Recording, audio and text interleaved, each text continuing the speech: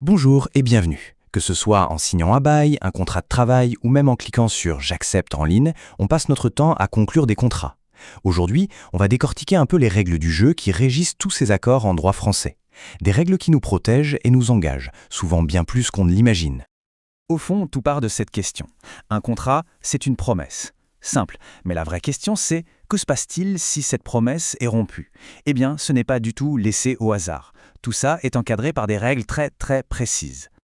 Et voilà, on touche ici au cœur du sujet avec cet article du Code civil. Ce qu'il dit est incroyablement puissant. Ça veut dire qu'un contrat, une fois qu'il est légalement formé, devient une sorte de loi privée, rien que pour les gens qui l'ont signé. C'est ce qu'on appelle la force obligatoire du contrat, un engagement donc à ne surtout pas prendre à la légère. Alors, pour qu'un contrat ait cette force de loi, il faut qu'il repose sur des bases vraiment solides. Et c'est exactement ce qu'on va voir maintenant dans cette première section, les piliers essentiels de tout contrat. Alors voilà, pour qu'un contrat tienne la route, il s'appuie sur 4 grands principes. Ils sont là pour garantir qu'il soit à la fois valable et équilibré. Allez, on les regarde un par un. Ce premier pilier, c'est un duo inséparable, liberté et responsabilité. D'un côté, on a la liberté de signer un contrat ou pas, de choisir avec qui et de décider de ce qu'on met dedans. Mais la contrepartie de cette liberté, c'est qu'une fois que c'est signé, eh bien il faut le respecter, à la lettre. Bon, évidemment, il y a quelques exceptions. Pensez par exemple à certains contrats d'assurance que la loi nous oblige à souscrire. La bonne foi, on peut dire que c'est un peu l'huile dans les rouages du contrat. En gros, ça veut dire que ce n'est pas suffisant de juste faire ce qui est écrit. Il faut le faire de manière honnête, loyale, vraiment coopérative. Imaginez un comptable qui est embauché. S'il refuse systématiquement d'utiliser les logiciels de l'entreprise, juste pour compliquer les choses, eh bien ça, c'est un acte de mauvaise foi. Il ne coopère pas, alors que c'est le but du jeu. Le troisième pilier est assez intuitif. Un contrat, c'est une affaire privée. Ça veut dire quoi? Simplement que ça ne concerne que les personnes qui l'ont signé. Point. On ne peut pas débarquer et imposer une obligation à une tierce personne qui n'a rien à voir avec l'histoire. Là, c'est super intéressant parce qu'on voit bien la règle et son exception.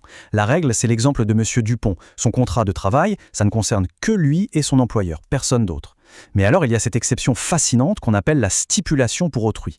L'assurance vie, c'est l'exemple parfait. Une personne, le bénéficiaire, va obtenir un droit grâce à un contrat qu'elle n'a pourtant jamais signé. C'est assez unique.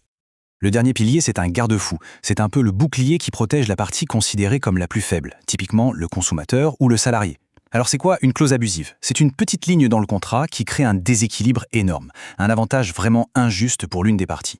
Ce qui est génial, c'est que la loi fait comme si cette clause n'avait jamais existé, on l'efface. Mais attention, le reste du contrat, lui, reste parfaitement valable. Ok, maintenant qu'on a posé les bases, les règles du jeu, qu'est-ce qui se passe quand ça dérape? Quand une des parties ne respecte pas sa part du contrat? Alors avant de foncer tête baissée au tribunal, il y a une étape quasi incontournable, la mise en demeure. C'est un avertissement, mais un avertissement officiel. Le créancier dit clairement au débiteur « Voilà ce que vous me devez, faites-le, sinon on passe à l'étape suivante et ça sera juridique ». Ça peut être une simple lettre ou un acte de commissaire de justice pour que ce soit encore plus formel. Le cheminement est donc assez logique, on y va étape par étape. On commence toujours par l'avertissement, la fameuse mise en demeure, on peut dire que c'est la dernière chance à l'amiable. Et si ça ne donne rien, si l'avertissement est ignoré, là on passe à la vitesse supérieure, on va voir un juge pour obtenir ce qu'on appelle l'exécution forcée. Bon, la mise en demeure n'a pas marché, le contrat n'est toujours pas respecté. Voyons maintenant quels sont les outils que la justice peut utiliser pour forcer quelqu'un à tenir sa promesse. Face à quelqu'un qui refuse de s'exécuter, le juge a en gros 3 armes dans son arsenal. D'abord, l'exécution en nature. C'est la solution la plus directe. Si une personne doit de l'argent, le juge peut ordonner la saisie de ses comptes en banque pour payer ce qui est dû. Ensuite, si l'obligation c'est de faire quelque chose et que c'est encore possible, le juge peut utiliser l'astreinte. C'est une pénalité financière qui tombe chaque jour de retard. Croyez-moi, c'est très dissuasif.